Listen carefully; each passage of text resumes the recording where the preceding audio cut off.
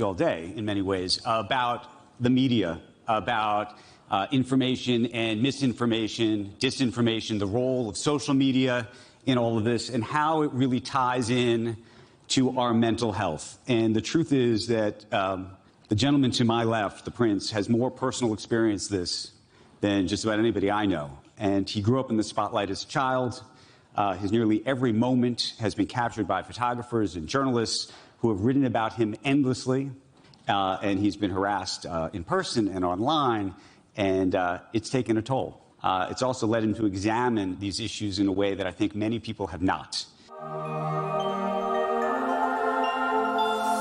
This is your daily dose of all things royal. Please welcome Andrew Ross Sorkin and his guest, co-founder of the Archwell Foundation and Chief Impact Officer of BetterUp, Prince Harry, the Duke of Sussex.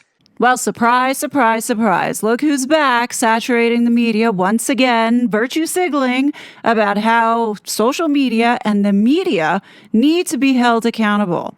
Today, Prince Harry is in my neck of the woods participating in the New York Times Dealbook Summit. I know that we're all so sick of seeing Prince Harry's face saturating the media everywhere. I mean, it's like every damn day there's something about him. But this interview is so important that we pay attention to what he is saying, because he is moving forward on this mission to not only redefine the media space, but also to shut down free speech. The segment that I'm about to show you from this interview goes into talking about suppression of information as well as free speech. Watch how the New York Times delicately dances around the sensitive topic of the Hunter Biden laptop story. They don't mention it, but we know that they are referring to it because they were a main player in getting that story canceled. Let's all not forget that it was the New York Times that put out an article lying about the Hunter Biden laptop, saying that it was fake and that it was Russian propaganda. There was an effort, you could argue, and maybe this is somewhat political, but there was an effort by some of the social media companies to, quote unquote, censor or maybe protect us, the public, from certain types of information during COVID and other things like that. You see how delicate he's being? Yes, there was censorship around COVID, but there was also censorship around the elections, and he didn't want to say the Hunter Biden laptop story. But we know what he's talking about. Where there was information that we were not seeing. It was downranked in the algorithm, you remember? And Sundar Pichai is going to be here, and there was lots of commotion about what people were able to see and what they couldn't see. And in some ways, that became a central tenet in an odd way of what's happened here in this even last election cycle in the U.S., where people said, oh, no. Actually, that wasn't misinformation. What we thought was misinformation was actually real information, and we should have been able to see all of it. And we shouldn't be telling these folks what they can do or what they can't do. Even Mark Zuckerberg came out and publicly apologized for some of the sort of downrankings and algorithmic things that they were doing. And so, No, Andrew. You know that is not the full picture. The apology letter seen here was to Chairman Jordan admitting that Facebook and most likely other social media platforms were colluding with the U.S. government to silence and suppress voices that the FBI told Meta to suppress. At this point, since none of these journalists want to touch talking about Harry's involvement here, it's almost as if this guy from New York Times and Harry have an inside joke going on talking about something that Harry was very much a part of and still a part of. I just wonder, because right now we're in this very unique moment where people are screaming from the rooftops that they want even more transparency. They actually don't. It's not they want us to be shielded from things. They say, give us everything and we'll sort it out ourselves. You see, what you're going to notice now in Harry's response is that his definition of transparency is not the transparency of, yes, allow people to see all the information for themselves and let them come to their own conclusion and make their own decision. No. The transparency that he's talking about is the transparency of the social media companies collecting data and allowing the so-called researchers like Renee DiResta, Jory Craig, and those that that are in with these people to have access to that information. So user IDs, their behaviors, who they're talking to, what they're saying. That's what Harry wants as far as transparency. It's not about us and giving us the freedom to decide for ourselves with information being put out there. No, no, no, no. Make no mistake, that's not the transparency that they want. Well, I think transparency, asking transparency or demanding transparency for the companies is very different to just let us see everything online. Is that what you're saying? Yeah, well, I think that's the big question about the transparency, which is, should we all be able to just get at everything? And it's on us as citizens to kind of figure out what's real and what's not. And, you know, if people want to lie, if people want to make stuff up, and Did you just see Harry's face? No, he doesn't want this. Watch it again. What's real and what's not, and, you know, if people want to lie, if people want to make stuff up, and I think that's a little bit what people. I mean, I don't want to suggest that this is where the country has moved, but I feel like there is a growing movement, at least more towards that, that's almost a backlash to any effort to say, actually, you know what, this stuff should be policed, even though I think everyone in this room just agreed that these companies should be held liable. At the same time, there's other people, and maybe they're outside of this room or other places. Maybe if we re-ask the question, they'd say, no, give me everything. It just feels like something's happening in this country around that. Well, yeah, people should be free to have access to information that they're interested in. It's not for the New York Times or the Biden administration or even Prince Harry and Meghan to be the ones to say this is the information that you should be looking at and then telling social media companies to suppress the rest, because that's what has been going on. And you're not in a free society if you have assholes like this telling social media this is what needs to be put on top versus just allowing people to do their own searching and using the algorithm to tailor to their interests, not the interests of these globalists. And that is really what has been happening. It just feels like something's happening in this country around that. Yeah. Maybe even around the world, too. Look, he knows he's talking about a very delicate topic here. Yeah, each country is different, right? Right. It's not a coincidence that the world has become more volatile, more divided. Well, yeah, thanks to people like you and your bitch wife who are constantly race baiting, as well as funding and supporting a little militia online that is cyber terrorizing a whole lot of people, Harry. Since social media has been around for 20 years. I think hopefully we can all agree on that. So I think, Look how measured Harry is in this moment. I'll play it again in a second, but he is very careful with his words here because he is a part of this mess. He's been a part of this mess for the past 8 years. So he knows exactly what this division is and what's going on social media, but trying to not F up in this moment to give himself away. Since social media has been around for 20 years. I think hopefully we can all agree on that. So I think,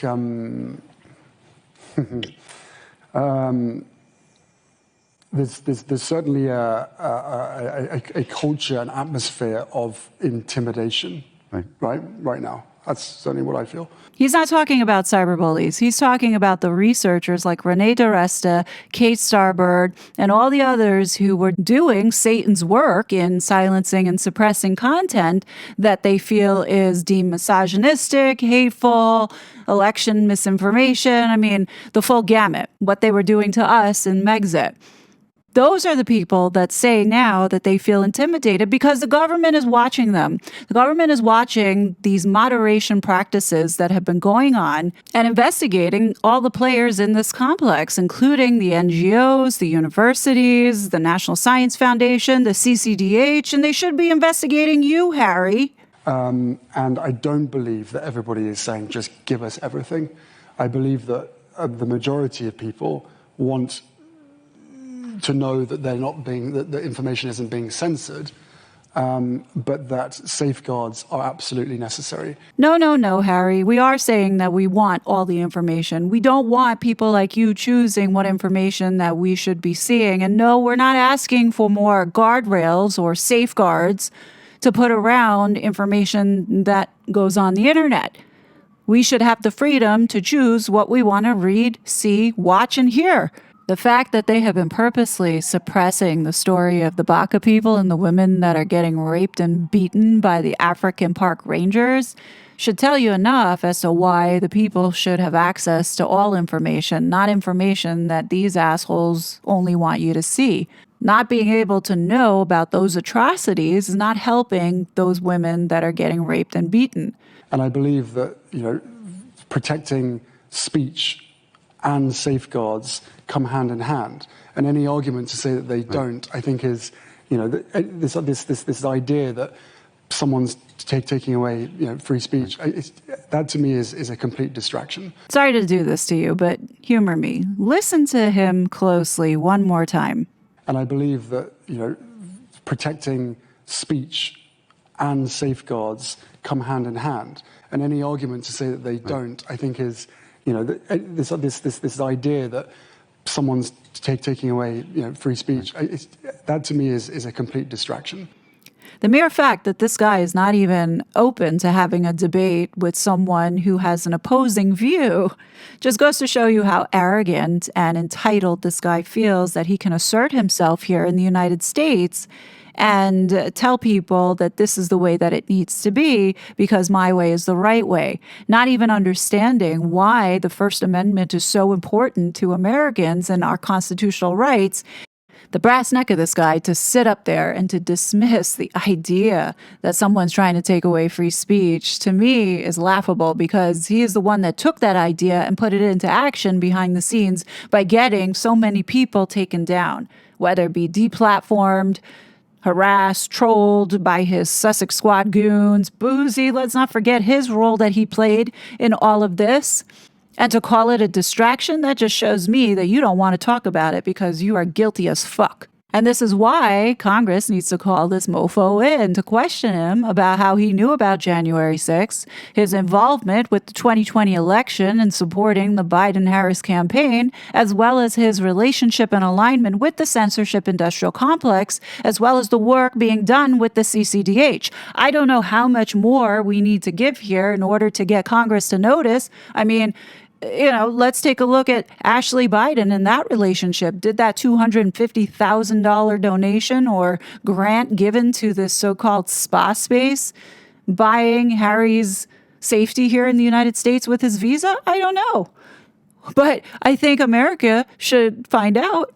I think we have every right to find out, considering he has been involved here with interfering with our rights. And this is the problem that I have with Prince Harry and why I speak about this guy relentlessly over it, because not only did he suppress our dear friends here in this community, but he also suppressed me and is currently suppressing me on this channel. So many of us are getting fed up with people like Harry sitting up there virtue signaling, and meanwhile, they're behind the scenes doing the most evil things to people and exploiting and taking advantage of one another, all for profit. And Harry, I hope you understand, I'm not shutting up, and I don't care what you do. I'm going to continue to bring light to this. I don't care if you think it's a distraction, because for me, it's worth fighting for. It's worth talking about. It's worth exposing you, because you're a liar. So you were saying you don't read about yourself at all? Now I do when I need to. How do you know when you need to? Because there are people in my team who come to me with certain things and say, would you like us to deal with this, would you not? But I would say 97, 98% of the utter nonsense that is written, I either don't know about or I just have to ignore because there's actually nothing that one can do about it. And that's because at the same time, it's your team that's working with the very same people to put out these false stories. Harry, come on now. Don't sit up there and act like you don't give a shit or don't look at things that people are saying about you. You know you do. So you do not have a Google alert on your name? I don't. Never Google yourself. Are you on social media? I'm not on social media. Like a burner account or something? No. Why, do you want to follow me? Is that what's going on? I was just wanted to find out. What I really, really don't like and what I find hard to make peace with is that there are some people on one end of the spectrum who are sitting behind their keyboards writing dangerous or defamatory headlines knowing that it's going to work as clickbait because any context in the rest of the article protects them and there's nothing you can do about it. And at the other end of the spectrum, you have Nobel Prize winners like Maria Ressa, who is literally putting her life on the line, and war correspondents who, again, are putting their lives on the line to bring us the truth. So that, to me, is the spectrum. Maria Ressa loses all respect from me as a result of working with you and your liar wife. And my life has been covered by this end of the spectrum, which I will be damned if those journalists are going to ruin journalism for everybody else because we depend on it so much. Look, I'm not going to take away from him in his experience growing up. Like, I have no idea or can imagine what he has gone through being in the spotlight his whole entire life. However, he came over to the United States to live a private and paparazzi-free life. Think about that. You know, he moved to Hollywood with a woman who is an attention-seeking whore who calls the paparazzi everywhere she goes.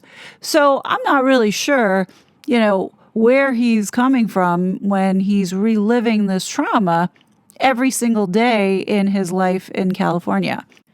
The thing that continues to annoy me the most is that this guy continues to be given these platforms to speak about his mission and agenda to go and reform social media. And, you know, it's like, aren't people seeing this guy for who he is? You know what I mean? Like, he's gone on global television with Oprah, lied his face off. We saw what he has done to his family. But still, people continue to keep asking him back. Why? I think last year, Elon Musk summed it up pretty much about these people. Listen to what he had to say about these globalists. You feel about that? Because this goes, we're talking about power and influence and... I'm saying what I care about is the reality of goodness, not the perception of it. And what I see all over the place is people who care about looking good while doing evil. Fuck them. Okay? I think this is a great place to stop.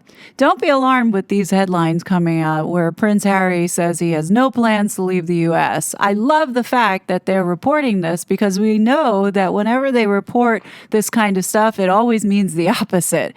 So I'm hopeful that this guy is going to be out of here once Donald Trump gets in. But what do you guys think? I think we need to make a lot more noise. You know, if he thinks it's a distraction, he hasn't seen anything yet. But definitely leave your thoughts below. As always, I will be back with more content. But until then, please be safe and I will talk to you later. Bye. I was such a fraud.